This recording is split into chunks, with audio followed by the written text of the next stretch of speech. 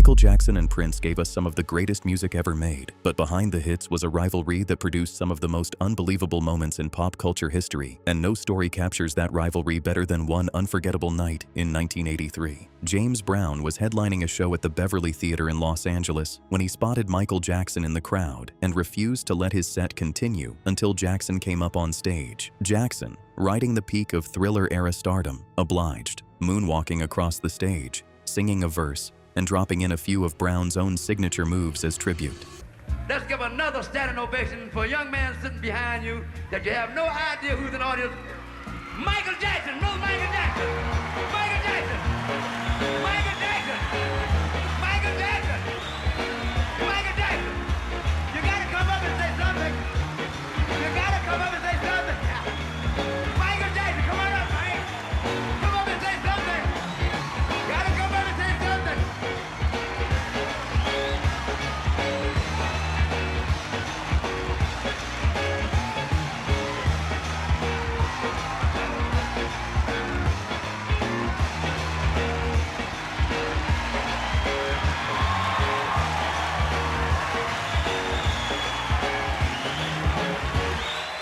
Then, while the applause was still going, Jackson leaned in and whispered something to Brown, who promptly announced that Jackson had insisted Prince also join them. Prince, in the audience that night, and nowhere near as prepared, made his way up. And also,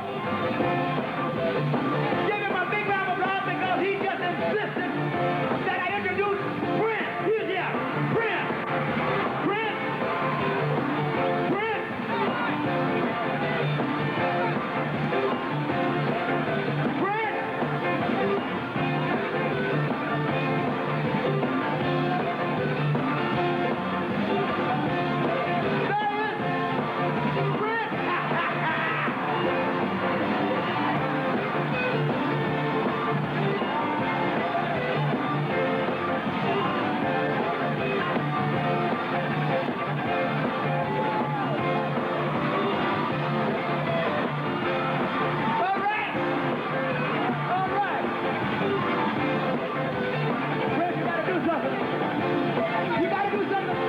Prince borrowed a guitar from Brown's band and tried to coax a scream out of it, but nothing landed, not the guitar, not his usual dance moves.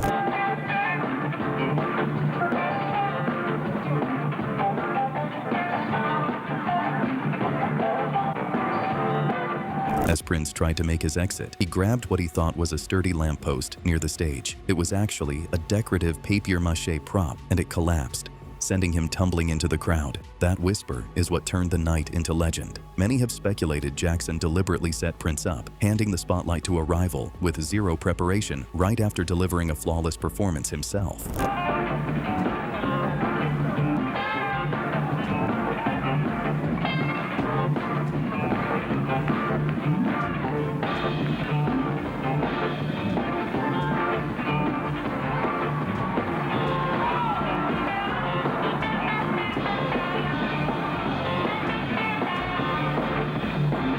will.i.am has known both Michael Jackson and Prince personally, which is part of what makes his stories about them land differently than most secondhand retellings. He was in Las Vegas, working with Michael Jackson, and got invited to perform with Prince. When Will told MJ about it and tried to get him to come, Michael initially hesitated and called Prince a meanie, saying they were always at odds. He's in Vegas.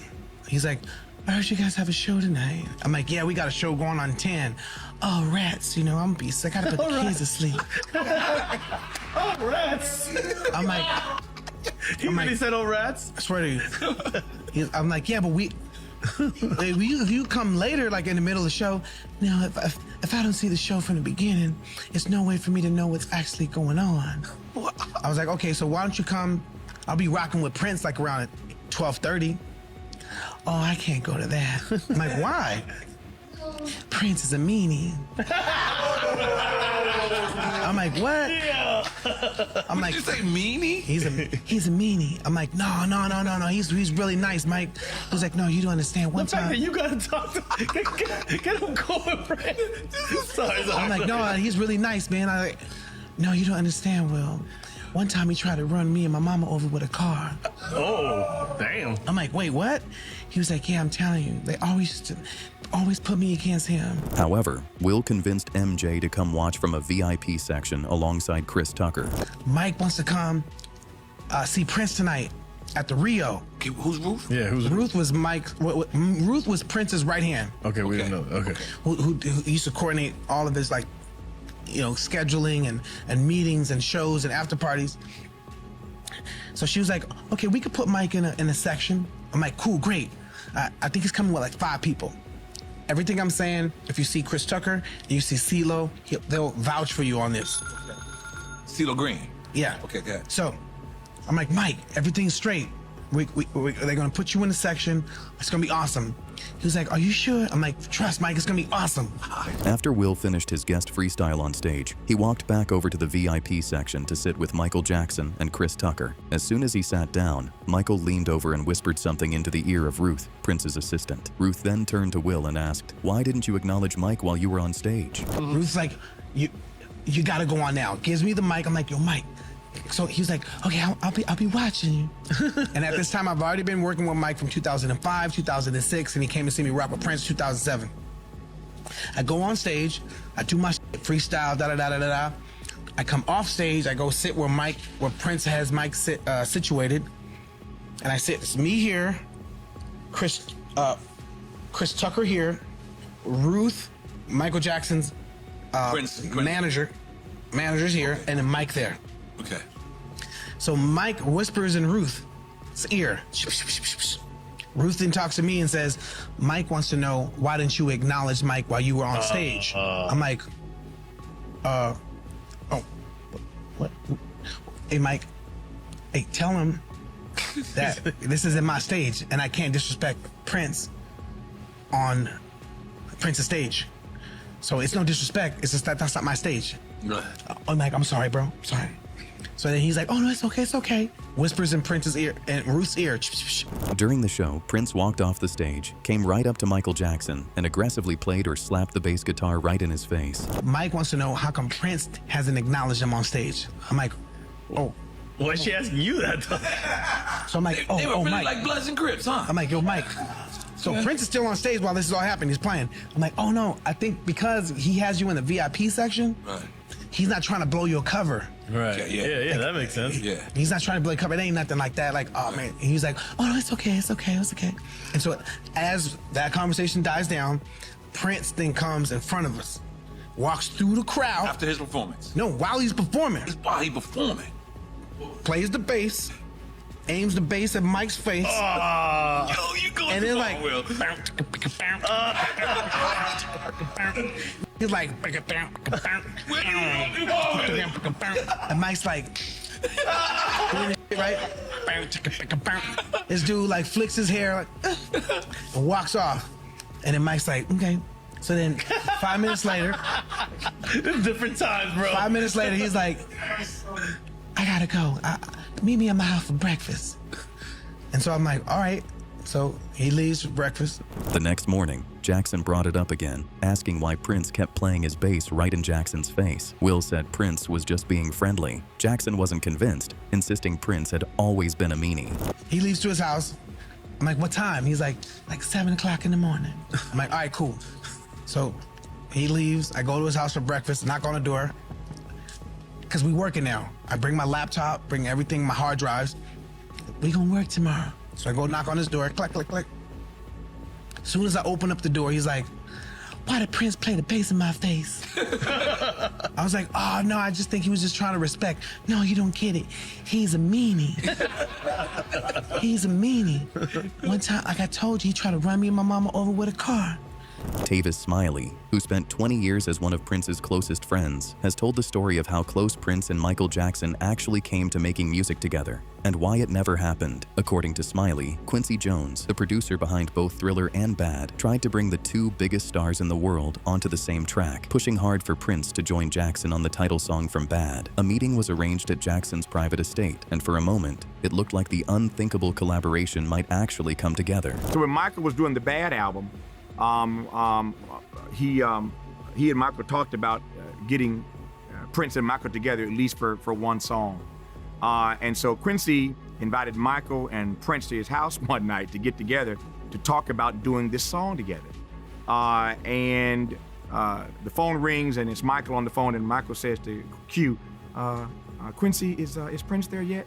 And Q says, no, Michael, he's not here yet. Okay, Michael hangs up. Phone rings a few minutes later. It's Prince. Prince says, Q, it's Prince. Is Michael there yet? And he says, no, Michael ain't here yet. Prince hangs up. I'm not making this up. This happens for minutes. It goes on for minutes. Michael's calling, seeing if Prince is there first. Prince is calling, seeing if Michael is there first. Nobody wants to sit and wait on the other. And both of them in their limousines driving past each other in the neighborhood, but nobody wants to be the first one waiting on the other. And finally, Q says to Michael, stop this, man. Come to the house. Let's get this conversation started. It fell apart over a single line. The opening lyric of Bad was, "Your butt's mine," and Prince couldn't get past who was supposed to sing it to whom. He reportedly told Jones there was no version of the song where he'd sing that line to Jackson, or where Jackson would sing it to him. Rather than work around it, Prince walked away from the project entirely, reportedly telling Jones the song didn't need him and would be a hit regardless. He turned out to be right. Bad went on to top the charts without him, and Jackson performed the song alone in the video, facing off against a then unknown Wesley Snipes in the role that once could have belonged to Prince. So Michael pulls up, and then 2 seconds later, here comes Prince, and they're gonna have dinner. And before dinner, Prince says, before we sit for dinner, I just wanna ask a question. I got the lyric sheet, I wanna ask a question. And Prince points to the lyric sheet and says, whose line right here is this? Smiley has said the two men were always locked in that kind of quiet competition, each one aware of the other's genius, but never quite willing to share the spotlight. It's part of why Smiley has said he found their almost collaboration so fascinating to research. Two artists who respected each other enormously, yet couldn't get past their own rivalry long enough to actually make something together. Whose line is this in the song? And Q and Michael look at each other, and Q says, that's Michael's line. And Prince said, okay, thank you very much. They walked out the house, and that was it. It never happened. Stop. Get out of here. But this is not it. During the same meeting, another thing happened. So, Prince arrived at the meeting wearing a large overcoat and carrying a mysterious white box. During the meeting, a strange toy, or voodoo-like doll covered in sticks and feathers was sitting on the table. Prince looked at the object and grew incredibly suspicious, openly questioning what it was and why it was there. Michael Jackson, so did they tell you the story? Watch the Michael Jackson Bad documentary. Yeah. They had a meeting in Vegas. Okay. Because Prince wanted Mike wanted Prince to get on the song, and it was a doll in the room.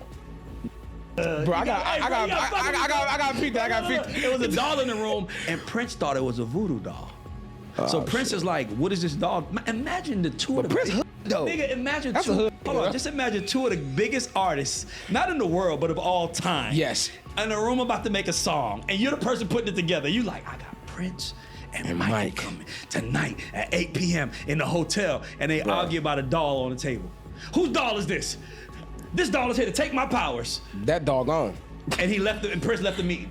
What? I think this doll, cause you get Jehovah's Witnesses. I think you up to something. You trying to take my powers away. You know But I'm better you than see what I'm saying? Prince doing all that, that just proves that he was the one that had the little, you think you're better than me? You think you better, Michael? Or he probably You ain't better? Because Michael Jackson was a devout Jehovah's Witness at the time, Prince allegedly suspected that Michael was trying to use voodoo or dark magic to steal his musical powers. Prince got so spooked and offended by the overall vibe in the room and the song's opening lyric that he abruptly walked out. After Prince left, a terrified Michael Jackson turned to Quincy Jones and said he was scared to death because he thought Prince was actually trying to cast a spell on him. Or he probably didn't like that the world thought Michael was better. Yes. Because he felt like he was more talented. But talented in different ways. yes. To me, Michael Jackson is a singer and a dancer. That was a bad man. Okay, he is. The bad man. The baddest to me. Prince is a singer and an instrument player. And a songwriter. And a songwriter. Mike writes songs too. Michael Jackson can't play the guitar. No. But Prince can't dance like that man. Singing, you can probably, maybe, I'm giving it to Mike though. I'm gonna keep it a band. I'm giving it to Mike. I don't care what nobody say. But they were close in that aspect. But guitar player, moonwalker. That's two different talents. Okay, so I gotta stop you right now. Let me educate my young brother right now. Prince didn't play just the guitar. For sure. He played 17 instruments and he's taught himself how to play every one. Okay, and yeah. every instrument that he's ever had on every song he's ever made, except for Purple Rain, Yeah. was him. And that's amazing. But he's not Mike. He's not. Look, LeBron James is a great player. He's not Michael, though. But he's not Mike. I agree. That said, it apparently didn't stay bad forever. Morris Day, Prince's longtime friend and bandmate going back to their teenage years in Minneapolis, has said in interviews that Prince eventually went to Michael Jackson directly to squash the tension between them, and that by the end, things were genuinely fine between the two. And I guess the two of them had a rivalry.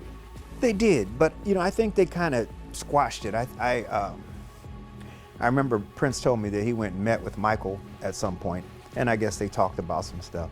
I always thought that was an interesting comparison. I think that they were on the same level as artists, but I think Michael was straight entertainer, where Prince did it all. Prince was the entertainer, the writer, the producer, everything. So to me, I just thought that made his worth, and not to try and take anything from Michael, don't get me wrong, one of the greatest that ever walked the planet, but I just thought that Prince as a rounded, was the whole package.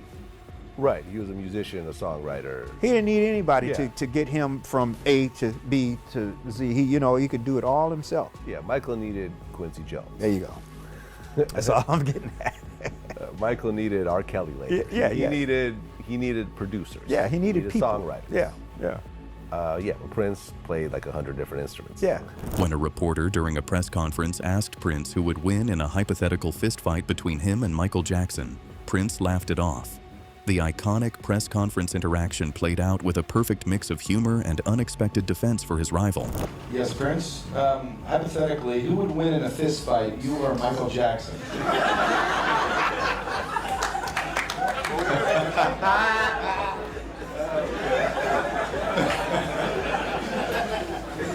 They're both roughly, the same size.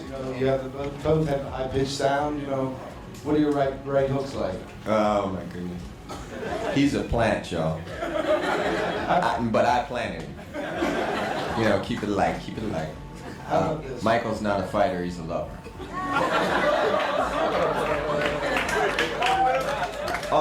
Could I just say something? I've never really spoke publicly about Michael. We should all just kind of chill, because it's, he may know something none of us really know. And just let's wait and see. Let's wait it out. Let's just wait it out. You never know, right? You just never know. Ultimately, we all got to come back home. So let's just make a home for everybody. Oh, no, but I should right hook him when he get there, right? Moreover, the Prince estate surprised fans by resharing a post from Maori musician Franco Heka defending Michael Jackson's legacy. Given how few celebrities openly speak up for Jackson, and decades of media framing the two as rivals rather than fellow geniuses, the repost felt deeply significant, resonating strongly within the Michael Jackson community. The post said, "We turned a human into a headline. We took one of the most sensitive, gifted souls to ever walk this planet and judged him through fear, projection, and noise. Michael Jackson acquitted in court, but never in the minds of the world. That says more about us than it ever did about him. This isn't about blind defense. It's about taking a moment to question how quickly we tear people down without ever truly understanding them. A man who gave his entire life to music, to humanity, to bringing people together, and we didn't know how to hold him. Michael, we're sorry for all the competitiveness that defined their relationship over the years. The moment that seems to cut through it most is how Prince reacted when Michael Jackson actually died. Tavis Smiley, who spent 2 decades as one of Prince's closest friends, was with him at Paisley Park the day the news broke in June 2009. According to Smiley, Prince was in the middle of rehearsals when word came through, and he immediately canceled the session, sent the entire band home, and locked himself in his room for 4 straight days without speaking to anyone. Prince was in rehearsal for headlining the Montreux Jazz Festival in Switzerland. When the news comes that Michael has died, he immediately canceled rehearsal, sent all of his band members home, and locked himself in his bedroom for days and wouldn't come out. When he finally emerges, they do a couple more rehearsals. He calls me to say, what you doing this summer? We talk. He's, I'm headlining in Montreux. You want to come? I said, sure. I pack up my bags. I go to Montreux. I go to Switzerland with Prince. He kills the show in Montreux. And about 1:30 in the morning, we stopped by a little after party. We stayed there for about a half hour or so. About 2 o'clock in the morning, we're back to his hotel.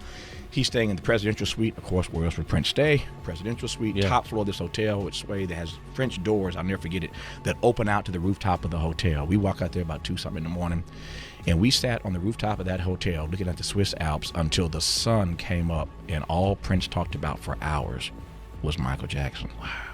And it was so surreal because in this moment where these two guys had been so linked in history, you know, back in the day, either you were Prince or you were Michael. Exactly.